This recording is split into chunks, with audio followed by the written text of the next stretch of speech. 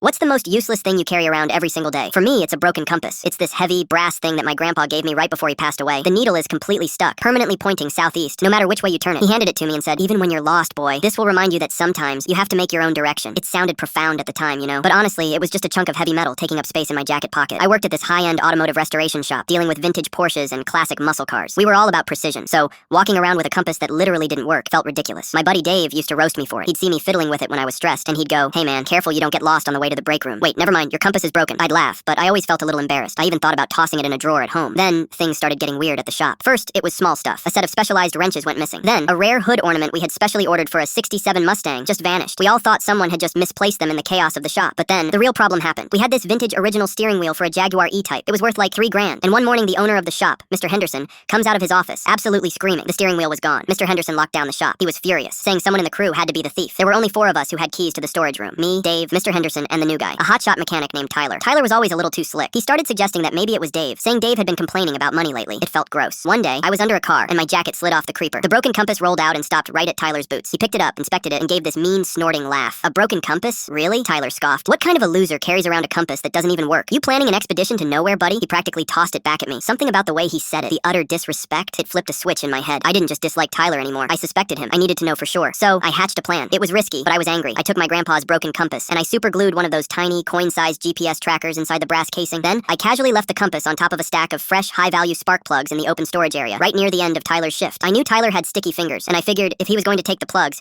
he might just swipe the brass compass too, thinking he could pawn it for a few bucks. The next morning, the spark plugs were gone, and so was the compass. I immediately pulled up the tracking app on my phone. The signal wasn't moving. It was stationary, pinging from an address a few miles away. I showed Mr. Henderson. We drove over there, and guess what? It was a sketchy storage unit facility. We called the cops, gave them the tracker info, and they got a warrant. When they popped the lock on that unit, it was like a treasure trove of stolen car parts. The wrenches, the Mustang hood ornament, the Jaguar steering wheel, and right sitting on a shelf was my grandpa's broken compass. Tyler got arrested later that afternoon. Turns out my grandpa was right. That useless broken compass really did help me find my direction.